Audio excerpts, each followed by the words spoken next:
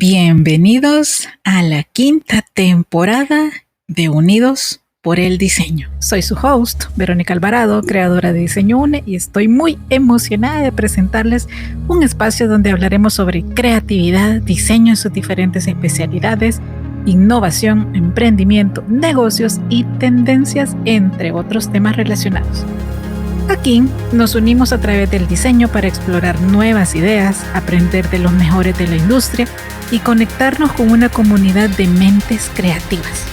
Así que únanse a mí cada semana mientras conversamos con expertos, compartimos historias inspiradoras y descubrimos juntos cómo el diseño puede transformar el mundo que nos rodea.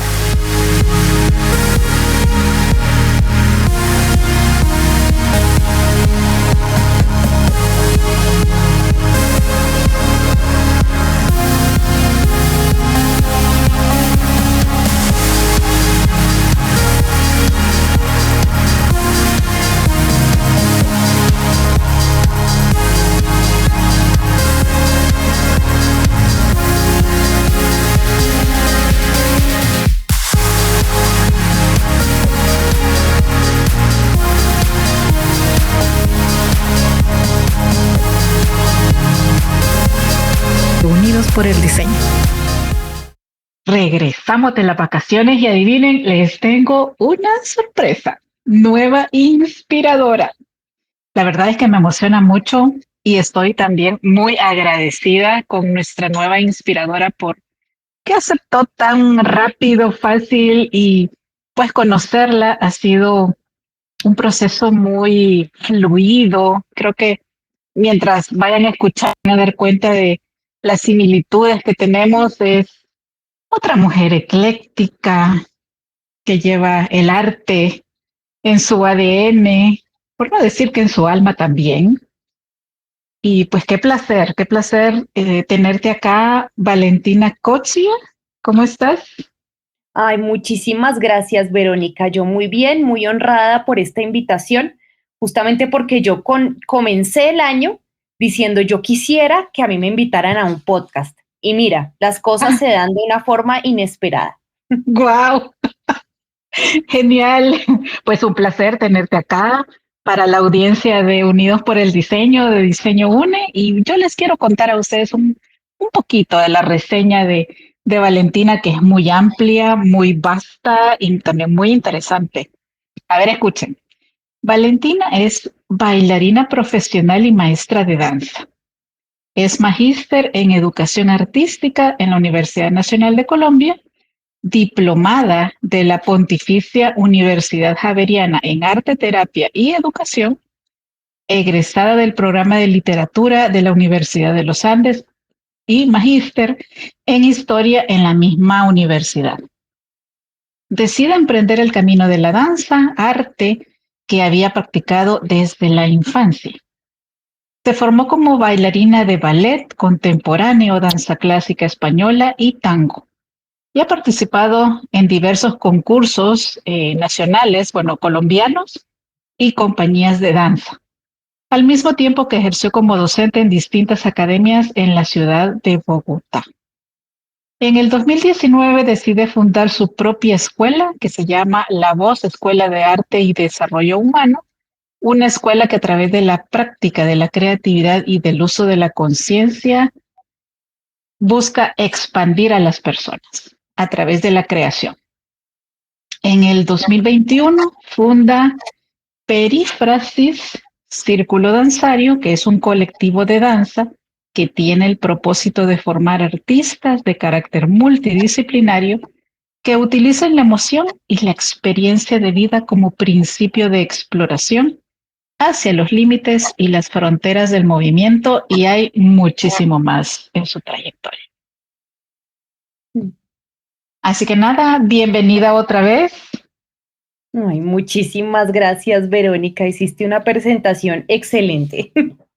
Un placer. La verdad es que hicimos clic súper rápido y al ahondar en ti, en tu trayectoria, en tu formación y lo que estuvimos también compartiendo en uno de tus talleres, que más adelante les voy a contar esa experiencia, pues yo creo que A veces son las señales que Dios nos pone para conectar con otras personas, intercambiar, aprender y fue muy fácil. Entonces, aquí estás. Sí, la verdad fue muy bella la conexión desde un principio con Verónica, fue impresionante. Hicimos clic enseguida. Sí, sí, exacto. Tenemos varios puntos en común, como la terapia de arte. Sí, correcto. Pero dinos en tus palabras y así, haciendo una retrospectiva, ¿cómo llega el arte a tu vida? Así ya más consciente o desde pequeña, tú dinos, ¿cómo Bueno, percibes eso? digamos que fue una trayectoria muy sencilla marcada por mi padre, ¿sí? Mi papá fue administrador de empresas toda su vida, no, digamos, no titulado, ¿sí? Pero pues empírico. Él es un hombre italiano que llegó acá a Colombia en el año 1963. Acá conoce a mi madre, se casa, se queda acá. Y mi papá, pues a pesar de ser un excelente administrador, él también tenía muchísima pasión por todas las artes. Él le gustaba muchísimo la ópera, el ballet. Él fue fotógrafo aficionado toda su vida. Cuando yo era pequeña, él tenía un cuarto oscuro en la casa y practicaba el tema de fotografía analógica, no recuerdo muy bien cuál es el término específico. Él tenía su cuarto oscuro, le encantaba, digamos, cómo practicar la fotografía en sus tiempos libres. Y mi papá era un gran lector, es un gran lector, porque todavía vive afortunadamente.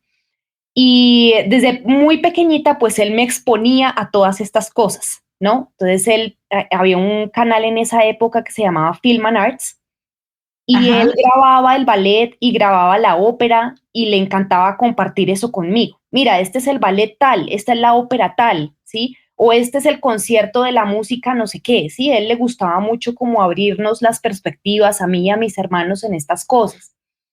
Y además de eso, pues bueno, él era una persona muy lectora, como les dije, como te dije, Verónica, hace un momentito. Y pues Sí. él siempre dice que su vinculación con la lectura fue cuando él llegó a Colombia.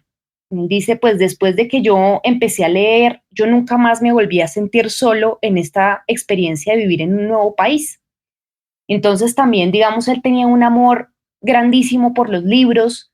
Él siempre, digamos, desde que yo empecé a leer, me compraba todos los meses, me compraba un libro y cuando yo lo terminaba, pues me compraba otro y así sucesivamente.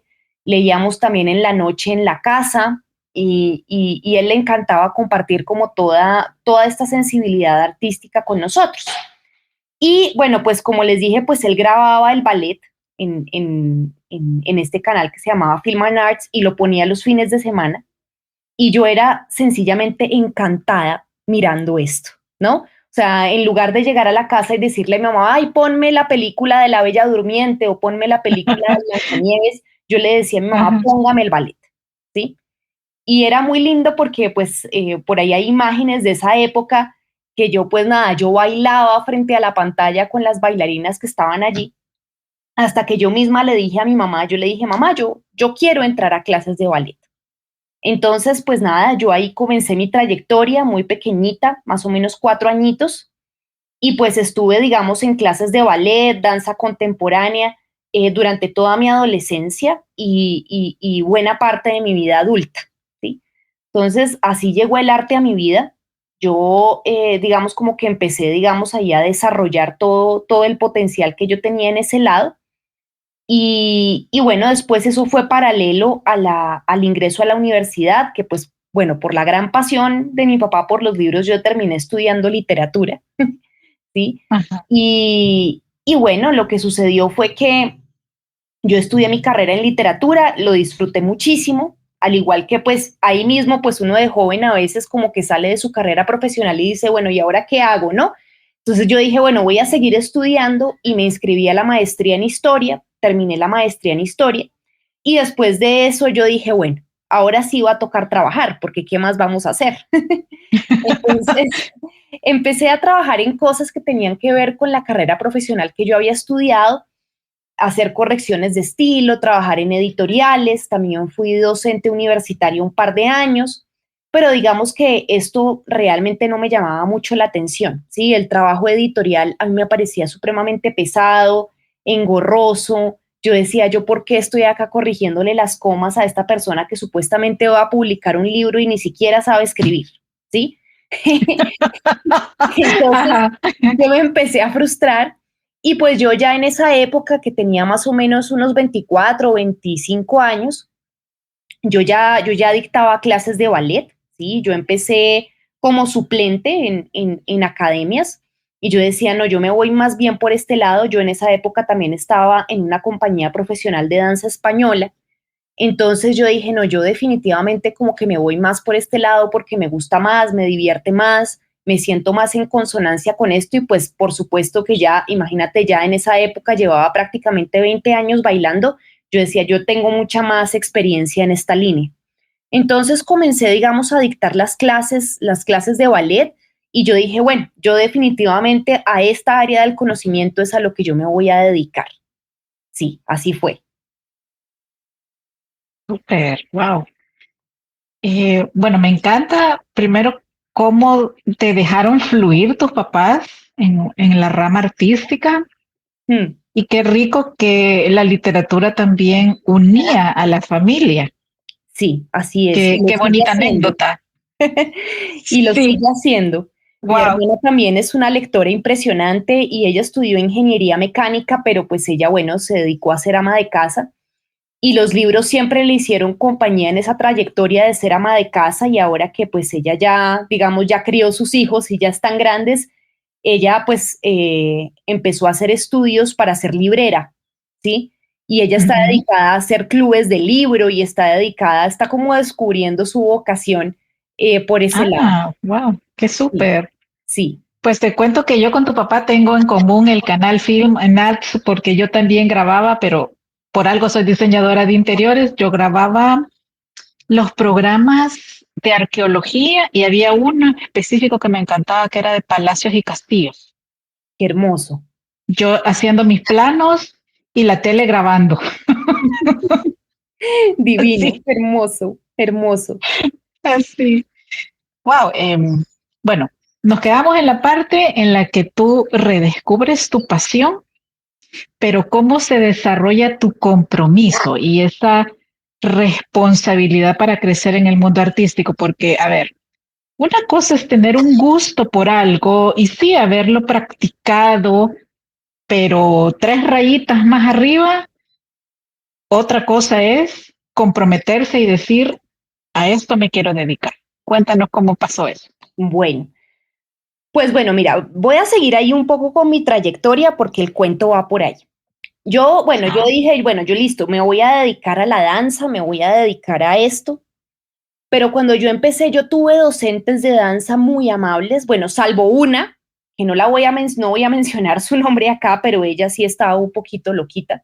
Pero de resto yo tuve docentes de danza muy amables, muy amorosos, que incentivaron toda mi imaginación, mi creatividad, la técnica, incluso me la enseñaron de una forma muy amable.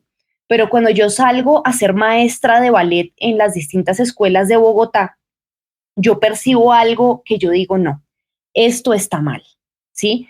Habían un montón de cosas que uno decía, estas señoras están locas, ¿sí? Por ejemplo, yo tenía alumnas que estaban un poquito pasaditas de peso y decían, no, pero esa niña que estaba como gordita, por favor, pásemela a la última fila para que nadie la vea, ¿sí? Tocaba Wow. sacarla en la presentación, pero como la niña está gruesita, entonces eso no nos sirve para atrás, ¿sí? Hay muchas escuelas acá que están, digamos, como apadrinadas por las grandes compañías como el Bolshoi o el ABT, y pues digamos que se utilizan en esas líneas unas metodologías de enseñanza que son supremamente estrictas, ¿sí? Y las Dolorosas niñas se también. aburrían un montón, primero que todo, Ajá. porque pues ya era como un tema de baile profesional para unas niñas que únicamente buscaban venir a su clase para pasar un rato, bailar, divertirse, ¿sí? Y pues esta cosa tan estricta me aburría a mí como docente y las aburría a ellas como alumnas. Y además, pues bueno, está muy estandarizado el proceso de que ellas tienen que alcanzar ciertas metas, ¿sí? Porque o si no a la escuela sencillamente le quitan el aval, ¿sí? Entonces ellas tenían que, digamos, como que alcanzar unas metas y si no las alcanzaban, entonces bajaban a las niñas de nivel y todo ese tipo de cosas.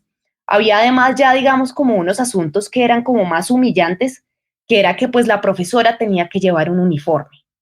Y yo decía, ay no, pero ¿cómo así que yo me tengo que poner esa trucita de niña chiquita y esa faldita tan horrible?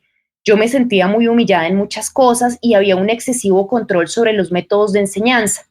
En un par de ocasiones me encontré yo de sorpresa que tenían una cámara de vigilancia en el salón, ¿sí? ¿Qué? Y yo Wow. decía, pero ¿qué es esto tan horrible? O sea, están vigilando cómo les enseño, qué es lo que les digo, ¿sí? Yo decía, no, yo me siento como en el libro de Foucault, el vigilar y castigar, ¿sí? Yo decía, no, qué cosa tan horrible. Entonces yo empecé, digamos, como a sentir un tedio en esa metodología tan estricta de enseñanza, viendo todos los bemoles que tenía la enseñanza de la danza clásica, ¿m? Y las normas tan estrictas que le ponían a las niñas, siendo que eso no era una escuela que iba a conducir un título profesional de bailarín o bailarina, ¿sí? Entonces, por ese lado, pues yo me empecé a chantar mucho. Y por el otro lado, también en las compañías de danza, yo estuve 7 años en una compañía de danza que se llamaba Tacón y Madera, que era la compañía de danza española que yo mencioné antes. Y sin embargo, pues digamos que en esos espacios no había mucho lugar para la creatividad. Claro, salían muchas funciones, uno ganaba dinero, ¿sí? Era una compañía, digamos, como muy bien emplazada en esto, porque aquí en Colombia uno de los grandes maestros que impulsó todo esto fue Jaime Mansur y esta era la compañía que trabajaba con Jaime Mansur, se hacían temporadas anuales de zarzuela y además de eso pues se conseguía mucho trabajo pues más a nivel más informal, ¿sí? Y pagaban muy bien. ¿Sí? Pero pues por el otro lado pues digamos eran las mismas coreografías de toda la vida, ¿sí? Yo estoy muy segura que si yo vuelvo allá y ensayo unas cuantas semanas, puedo volver a hacer el show completo, ¿sí? Porque no creo que hayan No ha modificado cambiado. la niña No ha coreográfica ni cambiado. nada, Wow. ¿sí? No había mucho espacio para las nuevas creaciones.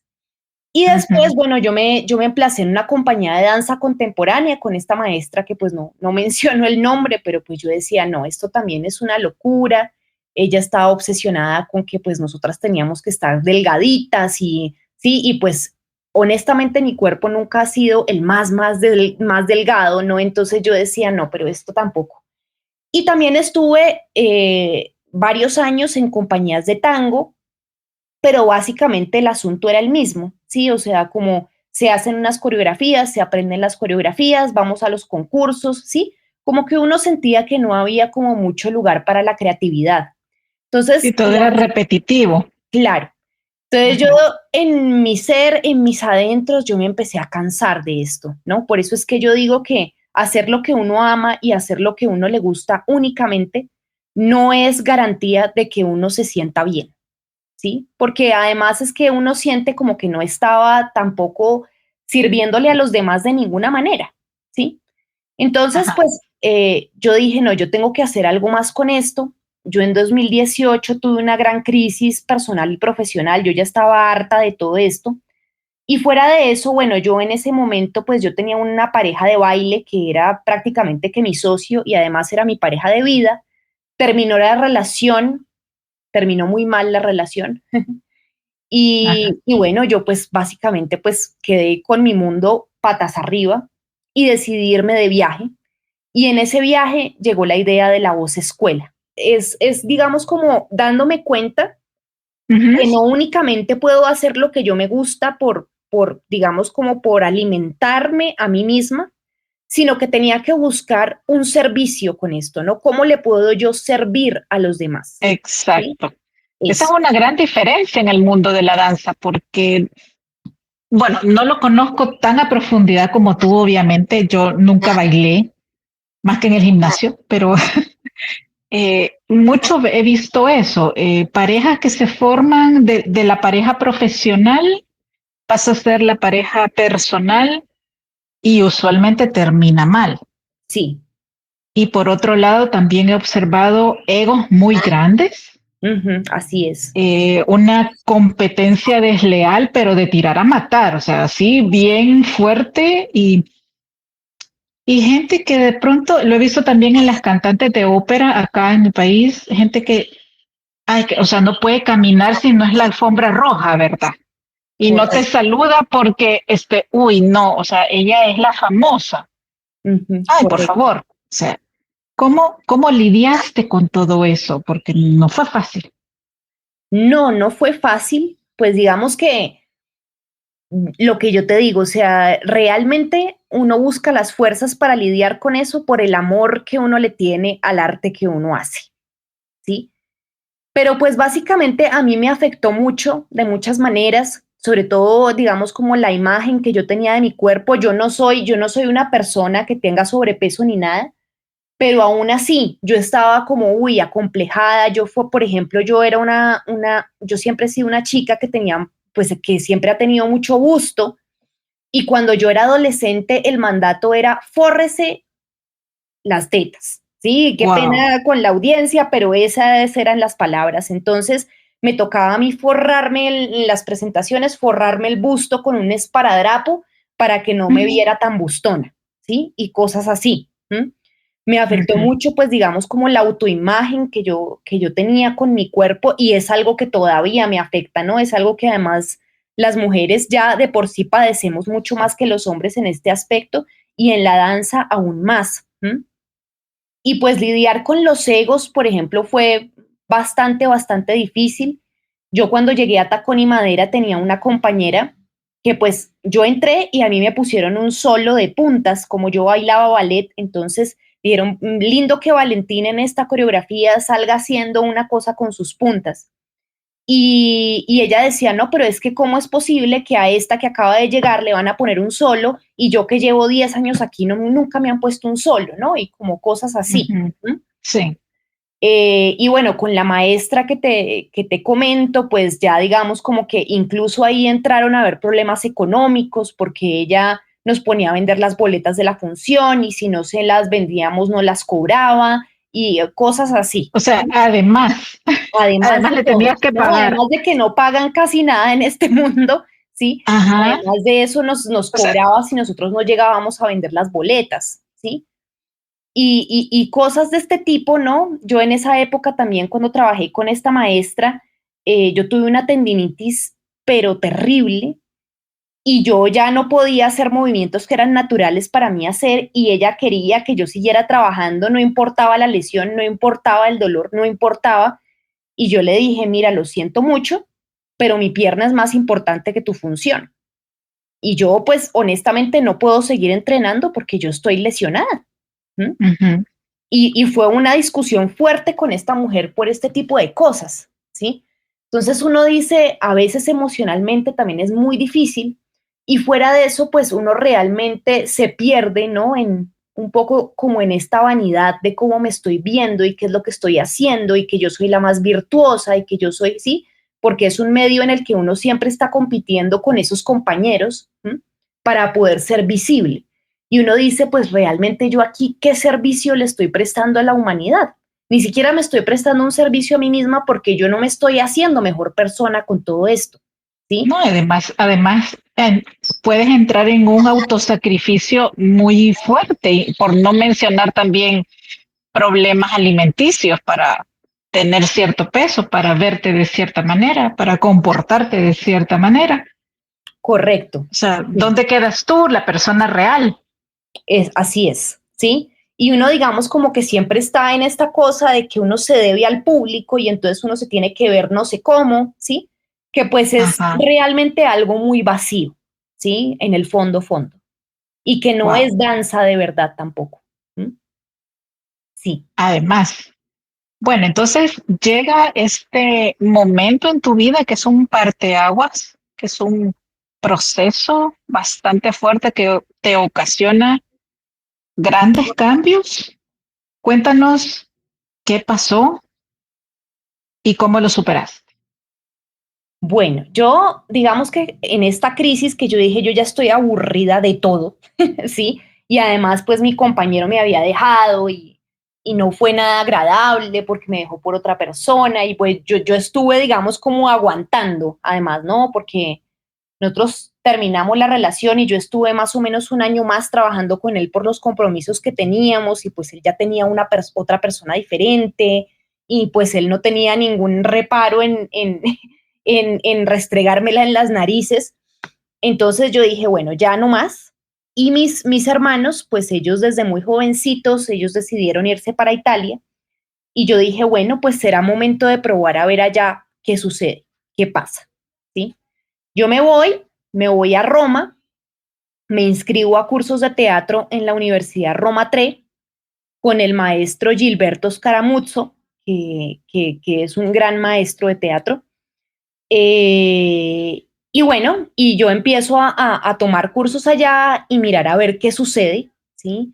Digamos que en el campo laboral, mientras es el tema de convalidación de título y demás, pues las únicas opciones laborales que yo tenía era ser mesera o cosas así, ¿sí? Y yo decía, no, yo no puedo ser mesera, yo tengo que seguir haciendo lo que yo hago, ¿no? Tanto esfuerzo y tanta dedicación para que finalmente no me puedan aplazar laboralmente, pues para mí fue una crisis.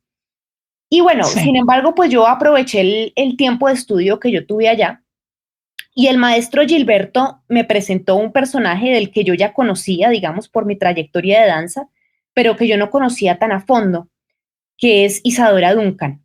¿Mm? Isadora Duncan fue, digamos, como que la madre de la danza moderna. ¿Mm? Y para ese tiempo, mi abuela había muerto hacía muy poco y mi hermana, como te lo mencioné, que ella es una librera nata, ella fue a la biblioteca de mi abuela a rescatar lo poco que había. Y ella rescató de allí un libro que se llama Mi vida, que es el libro de la autobiografía que escribía Isadora Duncan, y me dijo, mire, yo no sé por qué mi abuela tenía esto, porque mi abuela nada que ver con estos temas, ella fue siempre empresaria toda su vida, ¿sí? Y ella tenía este libro. Esto lo escribió una bailarina, a lo mejor a usted le interesa. Y yo leí la vida de Isadora Duncan y a mí me pareció un texto tan precioso, con una concepción tan distinta de lo que era el arte, de lo que era la danza, ya desde la conexión espiritual con el entorno, ¿sí? Y a mí esto me pareció fascinante, además de que realmente Isadora Duncan pues tenía una conciencia muy diferente de lo que era la danza. Ella en ese libro narra que ella conoció a Ana Pavlova, que fue, digamos, la otra gran bailarina de ballet clásico de esa época, y ella decía, esta mujer sufre en sus entrenamientos, ¿sí? Ella fue a Moscú y se sentó a ver el entrenamiento de Ana Pavlova y ella decía, esta mujer sufre y sacrifica su espíritu para poder responder a lo que le demandan de su cuerpo. ¿M? Y eso me pareció a mí tan bello, porque realmente la danza no tiene nada que ver con este sacrificio tan inútil que se hace de la bailarina, ¿sí? Ajá. Entonces, bueno, por un lado yo estaba con estas lecturas maravillosas y con estas clases de teatro maravillosas, ¿no? Que además el maestro Gilberto se basaba mucho en cartas a un joven poeta de Rainer María Rilke, y en estas cartas eh, Rilke, digamos como que él recibe unos poemas de un joven poeta, ¿sí? Y le responde a las cartas y le dice, usted me pregunta a mí si su poesía es buena, ¿sí? Pero si su poesía realmente saliera del alma, usted no tendría que preguntar absolutamente nada, ¿no? Que es como Wow. realmente como esta búsqueda de aprobación externa, sí, que es lo que he narrado hasta ahora. Realmente si eso sale del alma, uno no tiene que buscar la aprobación de nadie, es lo que sale de uno mismo, es lo que sale del interior. ¿M? Entonces, bueno, yo estaba con estos cursos maravillosos, pero pues yo realmente por el tema de trabajo yo estaba realmente dudando de si quedarme o no, porque pues no era que tuviera mucho dinero disponible. Mi papá me ayudaba, pero hasta cierto punto, y él me decía, pues usted no puede gastarse toda mi plata por allá, decida rápido qué va a hacer. Y, Ajá. y entonces, pues nada, yo estaba en Roma, yo me la pasaba deambulando mucho por Roma, que además Roma es una ciudad preciosísima, muy, digamos como que el romano no es el ser más amable de este planeta, pero la ciudad de Roma es bellísima, es súper poética porque uno ve esos atardeceres cayendo sobre esas ruinas y a mí realmente me inspiraba mucho caminar por ahí. Y yo un día estaba yendo a Plaza Venecia que es, digamos, una locación turística de Roma, es una plaza muy famosa, donde está el Monumento a la República. Y para llegar a la Plaza Venecia, uno tiene que pasar por unas escaleras que son muy estrechas. Y yo pasando por allí, pues bueno, ahí se emplazan todos los migrantes africanos a vender las manillas. Y ellos a menudo, pues digamos, como que utilizan unos métodos de venta que no son muy chéveres o muy agradables, que es que le van poniendo a uno la manilla en la mano y después le van cobrando a uno o le pasan las manillas por Ajá. la cara, ¿sí? A ver si uno se las compra. Y pues uno de estos muchachos me puso las manillas en la cara. Mire, cómpreme las manillas, cómpremelas. Y yo le cogí su mano y le dije, no, mira, qué pena, de verdad no me interesa, muchas gracias. ¿Mm? Y seguí derecho caminando. Y pues este hombre grandísimo, negro, gigante, sale a correr detrás mío. Y yo decía, bueno, acá en Colombia, Colombia es un país muy inseguro, no conozco el contexto de El Salvador, pero yo iba corriendo, iba diciendo, ay, Dios mío, me van a robar o quién sabe qué me van a hacer. Y este hombre, con lo grande que era, me alcanza en 2 minutos y me pone la mano en el hombro y me dice, perdóname por asustarte, no te quería asustar, pero es que te quería dar las gracias porque realmente tú eres la única persona que ha sido amable conmigo en mucho tiempo. Tú no eres de acá, ¿cierto? Sí. Wow, Porque qué él me, fuerte. Ajá. muy fuerte, porque él me decía, la gente pasa y ni siquiera lo mira a uno. Es Sí, más, como lo que no ven a uno existiera. ahí y se cambian de acera, ¿sí? Mm, Como ignorando que uno es un ser humano. ¿Mm? ujú. Y Sí, claro, terminamos conversando. Aclaro que pues obviamente socioeconómicamente hablando, pues nuestras situaciones eran diferentes. Él estaba en una situación muy precaria, muy dura, y pues yo digamos como que estaba dentro de mi posición de privilegio, pero en esa conversación nos dimos cuenta que a pesar de venir de contextos tan diferentes y de estar en situaciones migratorias tan distintas, teníamos muchas cosas en común. Él venía de Senegal, lo habían mandado a Francia porque él tenía familiares allá, pero fue toda esta época que, bueno, que sacaron un montón de migrantes, a él lo llevaron a Italia, él en Italia no conocía a nadie, se sentía solo y realmente estaba pensando como lo mismo que yo, como que esta situación no me está rindiendo ningún fruto. A lo mejor a mí me conviene devolverme al Senegal, ¿sí? Y yo estaba pensando lo mismo en ese momento y nos sentíamos ambos como muy solos y sin rumbo. Y fue muy ujú. lindo porque él después me regaló una artesanía, me regaló un elefantito y yo le iba a dar unas monedas y él me dijo, no, no me des nada, llévate eso para acordarte de mí, ¿sí? Wow. Y fue muy lindo porque Lo tienes todavía. aquí lo tengo todavía, sí. Qué Y bonito. finalmente, pues en la situación yo me di cuenta que a pesar de que éramos personas tan diferentes, teníamos mucho en común, ¿sí? Y yo decía, si yo hubiera seguido derecho y él nunca hubiera, digamos, como me hubiera abordado, cada quien se Ajá. hubiera quedado con sus prejuicios. Ay, sí, la blanquita privilegiada y yo, ay, el pobre migrante muerto de hambre. Sí, seguramente hubiéramos quedado con esos prejuicios en la cabeza, pero gracias a que se abrió esa conversación, nosotros pudimos darnos cuenta de que teníamos mucho en común como seres humanos. ¿Mm? Y fue muy Y que, bonito, yo me fui con esa idea y yo dije, no, yo tengo que volver a Colombia y tengo que hacer ajá. algo con esto. Y ahí ¿Y nace la qué escuela. fue de él?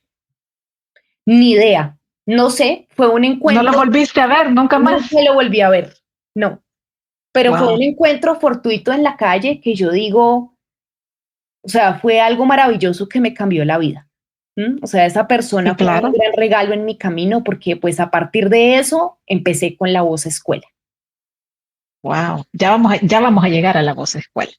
Sí, Wow, qué anécdota más linda. Yo creo que todos tenemos la oportunidad de encontrarnos con personas que por un momento en su historia y la nuestra convergen, sí, pero no siempre nos damos la oportunidad porque el primer prejuicio es, uy, estoy en peligro, uy, a saber qué quiere, tengo que huir.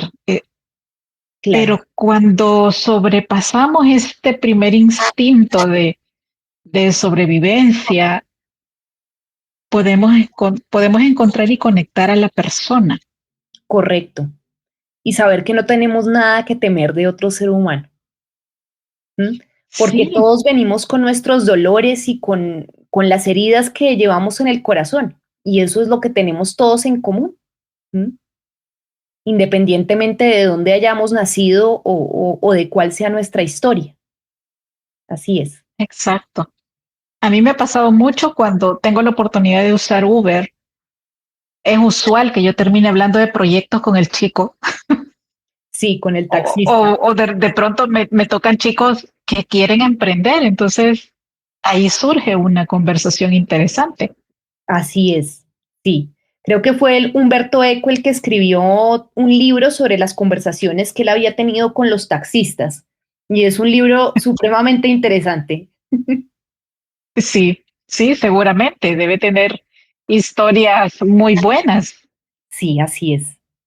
Sí. Mira qué interesante. Es como, ¿qué te dejó esa experiencia con él? Si lo traemos al plano personal y profesional. Mm. Digamos que la experiencia más linda fue abrir el corazón, ¿sí? Abrir el corazón y contar mi historia, ¿no? Y lo potente que eso puede llegar a ser. ¿M? Y el espacio de encuentro, ¿no? Porque finalmente nunca nos brindamos un espacio de encuentro con una persona que nosotros diríamos, no, si yo lo viera en cualquier otro lugar, nunca hablaría con esta persona, ¿sí? Pero el encuentro realmente es muy poderoso, ¿sí? Y esa posibilidad de abrir la voz, ¿no? Y de encontrar la voz en esos encuentros, ¿no? Para poder compartirnos y para que el otro nos comparta quién es. ¿M? Eso fue lo que Sí, digamos, como lo que me llevo de ese encuentro y de ese momento de mi vida. excelente. Quiero rescatar otro aspecto que es muy importante para los que también hemos tenido y seguimos teniendo la intención de vivir en otro país. Ujú. Esa sensación que no sé hasta qué punto realmente, si se borra en algún momento o si todo el tiempo tú sigues siendo el extranjero. Mm, mm. ¿Qué nos puedes decir al respecto? Bueno, es muy curioso porque yo tengo una historia familiar pesada en este sentido. Yo les comenté que mi padre era italiano. Yo no sé si el público tenga mucho conocimiento de cómo son los italianos, pero los italianos son muy parecidos a los judíos en el sentido de que ellos son personas muy endogámicas, o sea, si hay una comunidad de italianos en algún lugar del mundo, generalmente se terminan casando entre ellos y relacionándose entre ellos y digamos como con el objetivo de proteger unas costumbres y unas formas de ver la vida, ¿sí? Que pues ellos les interesa, ellos son muy puristas y les interesa que eso permanezca de esa forma, ¿sí? Y mi papá no es la excepción en esto. Él, digamos, como que cuando yo era muy jovencita, él quería que yo me fuera a vivir a Italia como mis hermanos. Y yo dije, no, yo todavía quiero quedarme acá y todavía quiero hacer cosas aquí. Y él me decía, pero entonces ¿tú con quién te vas a casar? ¿Sí? Esa era su gran preocupación. ¿Tú te vas a casar con un colombiano? ¿Sí? Porque mis hermanos finalmente pues se emplazaron allá y se casaron con italianos, pero pues digamos como el hecho de mezclarse con otra cultura, ¿sí? De aprender Ajá, costumbres de otra cultura, era algo, es algo que mi papá no concibe, ¿sí? Él lleva más o menos 60 años acá en Colombia y, por ejemplo, con la comida, él es súper purista y hay muchas cosas que son platos típicos acá de Colombia que él ni siquiera los prueba, ¿sí? Él, es más, wow, él dice, eso no es comida, eso es basura, ¿sí? Entonces, wow. sí, es súper fuerte, ¿no?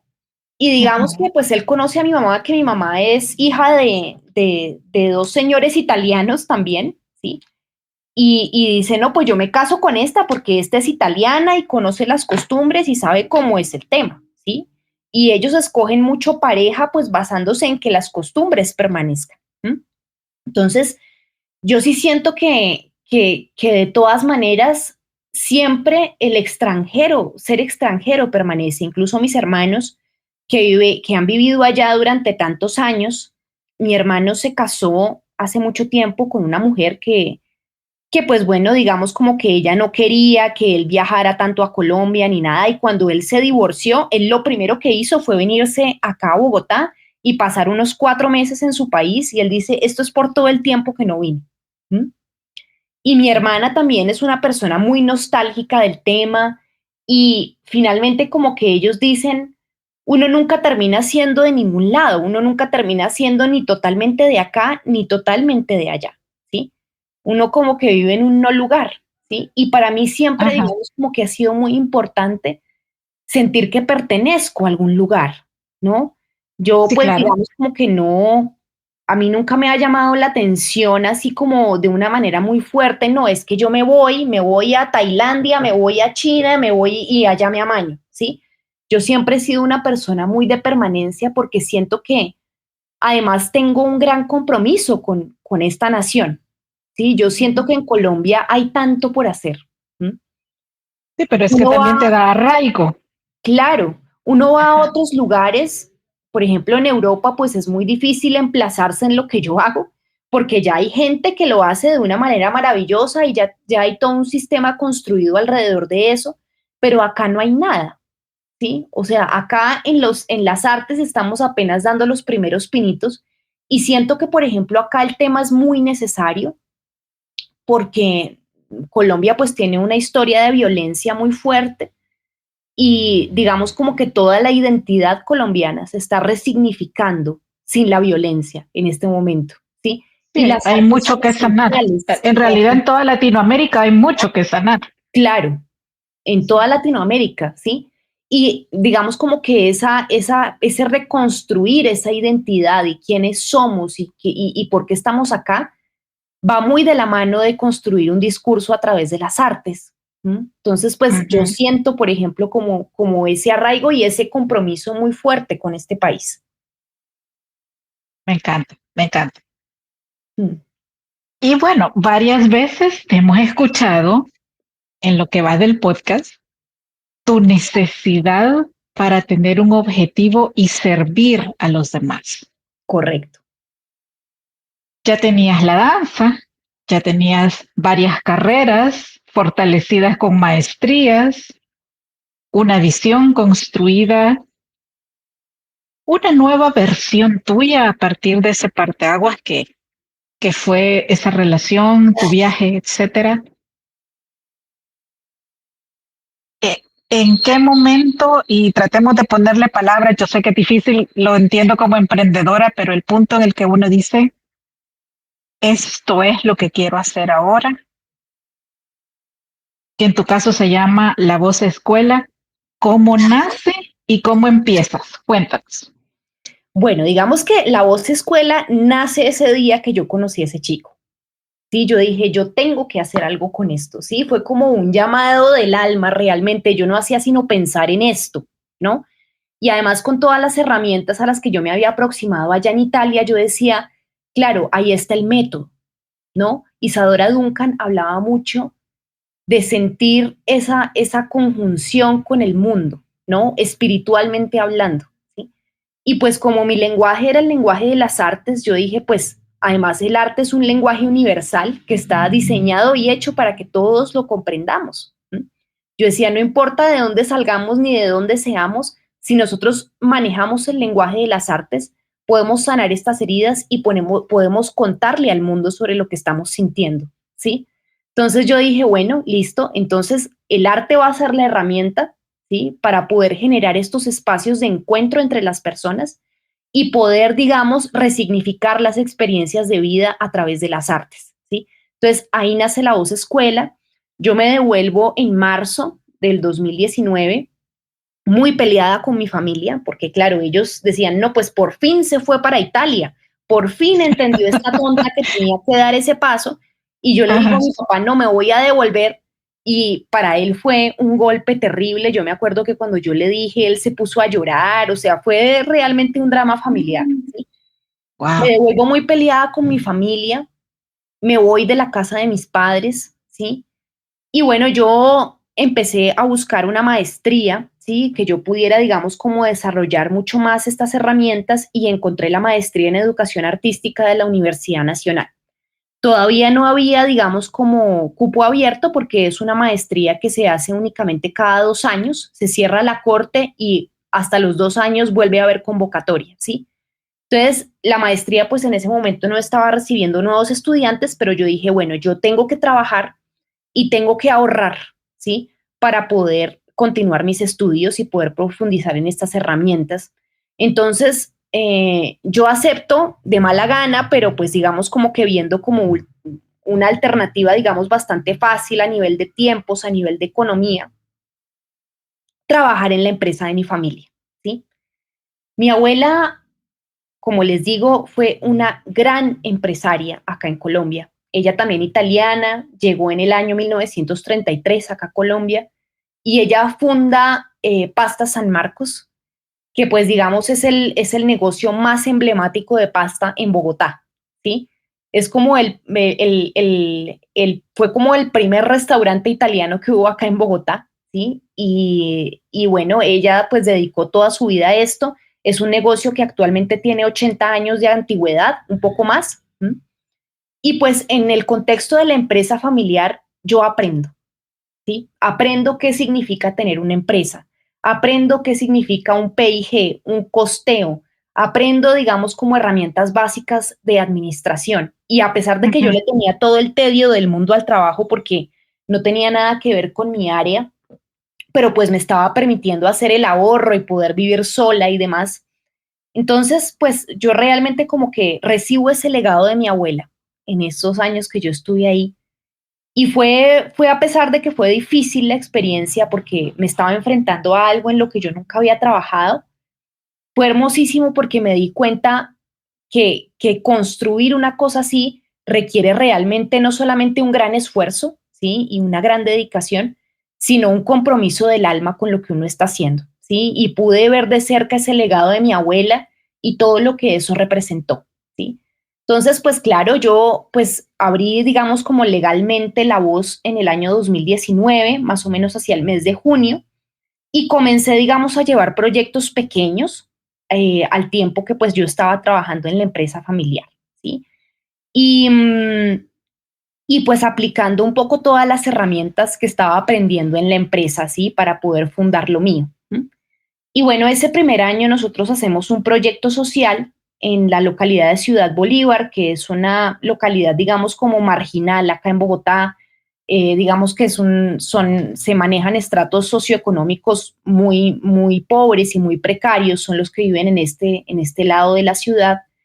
Y hago una alianza con una fundación que se llama Bellaflor, que pues ellos trabajan con la infancia y ellos me dicen, mire, lo que pasa es que nosotros trabajamos con la infancia e implementamos unos valores acá, pero pues los adultos que se hacen cargo de los niños, pues realmente ellos les enseñan otra cosa. Y nosotros necesitamos alinear a padres y madres con lo que nosotros estamos tratando de enseñarles a los niños. ¿Sí? Y me dijeron, pues haga un proyecto para las madres de Bellaflor. Entonces hicimos ese primer proyecto que se llamó Mujer Frontera Invisible. Hicimos una alianza, digamos, con varios profesores de arte, de teatro, de escritura, ¿sí? Y llevamos más o menos durante 4 meses un proyecto con las madres. Y fue un proyecto muy bello porque trabajamos sobre todo sobre los vínculos que ellas tenían, sobre el autoconcepto, ¿no? Nosotros llegamos a Ciudad Bolívar y las madres llegaron y dijeron, no, pues es que ser mujer es ser la compañera del hombre, ¿sí? Que pues es un concepto muy rudimentario y logramos mostrarles a ellas otra perspectiva de lo que significa ser mujer, ¿sí? De lo que significa ser madre, de lo que significa ser esposa y de lo que significa ser humano. Y lo más lindo de ese proyecto fue que realmente fue un espacio de encuentro, porque esas madres decían, no, nosotras pues traíamos acá a los niños a la fundación para que pues tuvieran un espacio de esparcimiento, ¿sí? Pero nosotras nunca nos hablábamos, o sea, pues nos conocíamos de Ajá. pasada, pero nosotras no teníamos amistad. Y gracias a este proyecto que se construyó, nosotras ahora somos comunidad, ¿sí? Somos un grupo de amigas que se reúnen, que nos fortalecemos las unas a las otras, que nos ayudamos y nos tendemos la mano cuando es el caso.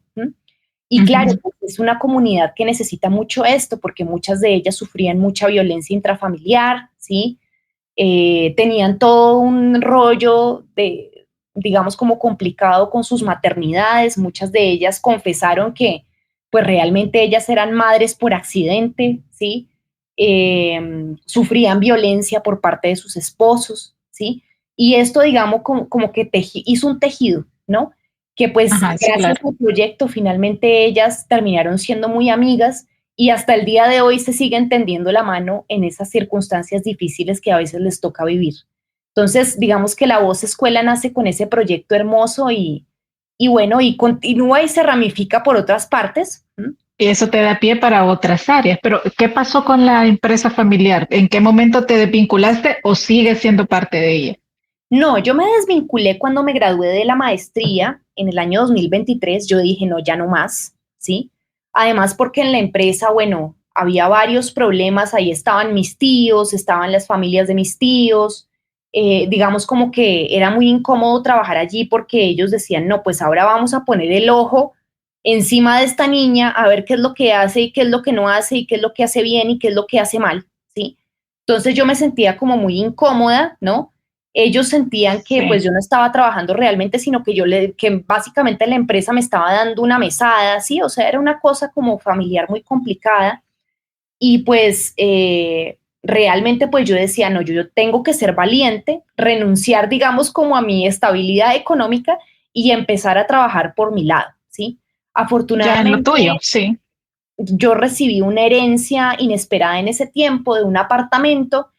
Yo pues nada, recibí el apartamento, lo renté y pues yo ya con eso yo dije, bueno, yo ya tengo una base para poder comenzar, ¿sí? Y poder dejar este trabajo tranquila, ¿sí? Entonces Sí. lo dejé, me Ok. desvinculé tan pronto me gradué de la maestría y dije, bueno, ya es hora de ser valientes y de mirar a ver realmente qué pasa con esto, ¿sí? Entonces desde Excelente. entonces pues vengo ya, digamos, trabajando de manera independiente. Súper.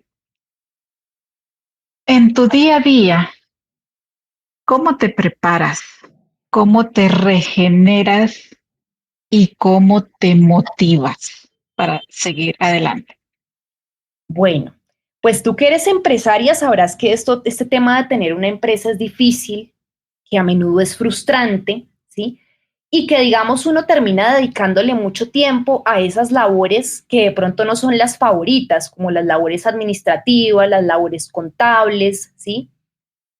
Y pues digamos que para mí al principio fue muy fuerte, ¿no? Darme cuenta de esto, de que pues yo, si no me movía yo, pues esto no salía adelante, ¿sí? Y si no tenía, digamos, como unas bases administrativas sólidas, menos, ¿sí? Y para mí fue muy difícil lidiar con eso, porque pues digamos que por mi personalidad y mi forma de ser, yo siempre he sido una persona muy artística, ¿m? Pero entonces, digamos como que, ¿qué es lo que busco? Yo primeramente siempre he buscado no desvincularme de la danza, ¿sí? Yo continúo yendo a mis clases, continúo yendo a mis entrenamientos. Digamos que las oportunidades de estar en escenario no son tantas como las que había antes, porque en este momento no estoy vinculada, por ejemplo, a ninguna compañía, que espero eso cambie pronto porque tengo ganas de volver al escenario, pero sin embargo nunca desvincularme de eso que alimenta mi alma. ¿M? Ujú. Eso ha sido muy importante. Lo otro fue que yo en 2020 contraje el coronavirus. Y en esa época pues eran unas cuarentenas muy largas porque como no se sabía de realmente qué evolución podía tener el virus, acá en Colombia la cuarentena estaba más o menos por 15, 20 días y justo me dio unas navidades. Y yo quedé aquí recluida en la casa y pues yo había oído mucho del libro El Camino del Artista de Julia Cameron, que es, Lo digamos, estoy la leyendo. madrina Ajá, de la creatividad, ¿no? ajá. Maravilloso, maravilloso. Por favor, consíganlo y Y yo lo léanlo. compré. Yo lo Ajá. compré y en esa época de reclusión empecé a hacer el libro. Y ese libro tiene una práctica que es fabulosa, maravillosa, que es sanadora y que realmente nos abre las puertas a otro mundo, que es la práctica de las páginas matutinas. ¿M? Ajá. Ella propone que todos los días nosotros debemos levantarnos y apenas saltamos desde la cama, cogemos un cuaderno y escribimos 3 páginas de lo que sea que esté pasando por nuestra mente, ¿sí? Y digamos que es una práctica súper sanadora. Yo a través de eso, de esta práctica, yo llegué a la conclusión que yo debía abrir mi propia compañía y fue allí cuando abrí el colectivo de danza. Monté mi primera obra, ¿sí? Que es una obra que habla sobre el periodo azul de Picasso. ¿Mm? Como que realmente eso me abrió las puertas a la inspiración y lo sigue haciendo, ¿sí? Y ella brinda una cantidad de herramientas maravillosas y yo me di cuenta que realmente con ese libro me di cuenta que la creatividad es algo democrático, ¿sí? Que es algo que todos tenemos, es un don que tenemos como seres humanos porque fue algo esencial para nuestra supervivencia, ¿sí? Si uno piensa, pues el ser humano físicamente no es muy fuerte, ¿sí? No tiene garras, no tiene patas, no tiene dientes, ¿sí? No tiene piel. ¿Sí? El ser humano no tenía más que su ingenio para poder sobrevivir, ¿sí? Y fíjate que con el ingenio hemos pasado durante miles de generaciones y aquí estamos todavía. ¿Sí? Entonces me di cuenta que la creatividad era una práctica muy poderosa, ¿sí? Y digamos que yo he seguido utilizando estas herramientas que brinda Julia Cameron para sostener, digamos, como mi creatividad y mi motivación diariamente, ¿sí? Que en medio de todas estas tareas administrativas que implica tener un negocio, ¿sí? Puede perderse o puede nublarse, pero las prácticas de Julia Cameron realmente me han ayudado a sostenerme en esta vida, ¿sí? Entonces es algo, fue otro encuentro fortuito y maravilloso. Excelente. Sí, me interesaba mucho que nos compartieras estos aspectos, porque una gran parte de la audiencia de Diseño UNE son creativos Mm, y a veces también está el deseo de ser independientes, pero la creatividad no es todo. Como bien lo has dicho tú, necesitamos tener herramientas administrativas, de comunicación, de gestión, de mm, muchas áreas mm. para que el negocio camine. Así es. Pues no es solo por la inspiración, Mm. eso solo es el inicio. Así es, sí. Y uno se da cuenta que pues la tierra de todo es eso, es saber administrar, saber manejar el dinero, ¿sí? Que pues yo sigo en ese aprendizaje, a veces me sigue costando, ¿sí? Pero es algo fundamental. Así es. Y bueno, ya casi cerrando, porque yo creo que podríamos hablar por horas contigo, pero me gustaría que regreses más adelante, ya cuando hayan eh, otros proyectos y otras cosas que nos quieras compartir como amante de la danza. Mm, sí. ¿Tú crees que la danza clásica, como tú la aprendiste, como tú la sufriste también, en algún punto va a cambiar esos esquemas tan rígidos y dolorosos de hace varios siglos o tendríamos que en serio crear propuestas nuevas, en tu caso como bailarina profesional? Pues yo sí siento que la danza clásica necesita nuevas propuestas, porque justamente, digamos como que un bailarín clásico, una bailarina clásica, se forma justamente para bailar estas obras que se montaron en el siglo XIX, ¿sí? Realmente, pues la danza clásica se ciñe a ese repertorio del Lago de los Cisnes, del Cascanueces, La Bella Durmiente, el Don Quijote, ¿sí? O sea, realmente una bailarina clásica se forma para este tipo de cosas. Pero la danza clásica tiene algo maravilloso que no tiene ninguna otra danza y que te lo garantizo que tampoco lo tiene ningún otro deporte en el mundo, que es el conocimiento de la biomecánica del cuerpo. Sí, yo sí siento que en lugar de educación física, los niños en el colegio deberían hacer ballet, porque realmente el ballet te forma en eso, en conocer tu cuerpo, en cómo funciona, en cómo prevenir que se lastime, en cómo... Y pues realmente es una gran herramienta con la que se pueden hacer muchísimas cosas, ¿sí? Pero yo sí siento que la danza clásica y su formación están un poco estancados en el tiempo. Sin embargo, si se tuviera conciencia de la maravillosa herramienta que es, se podrían crear muchísimas más obras que tuvieran, digamos, un contexto más actual, unas metodologías de creación muchísimo más actuales y que pudiera realmente aterrizar en el mundo de hoy, ¿sí? Porque es algo que ya se va quedando vetusto, ¿sí? Realmente es algo que no ha cambiado en su esencia. Bueno, para todos los que estén escuchando, que son bailarines, que son maestros, que tienen a lo mejor sus propios grupos y escuelas de danza, hay trabajo por hacer. Así es, muchísimo. Sí. Valentina, ¿cómo y dónde te ves en 5 años? Bueno, qué pregunta tan difícil. Bueno, digamos que ahorita estoy con un compañero de vida que me hace muy feliz, él es músico, ¿sí? Y pues realmente me veo construyendo mi familia, digamos, como centrándome en ese proyecto personal que hasta ahora con todos estos ires y venires en lo profesional no he tenido ni el tiempo ni la dedicación, ¿sí? Entonces realmente como que sí me veo construyendo un proyecto familiar con esta persona. Entonces eso pues digamos como que primeramente en mis metas personales está como construir esa familia, ¿no? A partir de, digamos, de otras cosas diferentes a las que yo aprendí en casa, ¿no? Como casi siempre es, ¿no? Rescatando lo mejor, pero también construyendo desde algo muy diferente. Y bueno, profesionalmente hablando, pues digamos como que yo ya quisiera que la voz fuera, digamos, como mucho más fuerte, ¿m? Trabajar mucho con la comunidad, ¿sí? En este momento, digamos, como que estamos abriendo los pinitos en todo este tema de responsabilidad social, ¿sí? Y que estas herramientas que nosotros trabajamos en los talleres puedan llegar a muchísimas otras personas que realmente las necesitan. Entonces, por otro lado, eso, ¿sí? Y pues de pronto internacionalizando también, trabajando en otros lugares de Latinoamérica, ¿sí? En eso me veo, en eso me veo. Y por supuesto seguir creciendo como bailarina ya con el cuerpo que tengo, ¿no? Porque pues uno dedicado, digamos, como a un trabajo con el cuerpo, uno se da cuenta que el cuerpo cambia.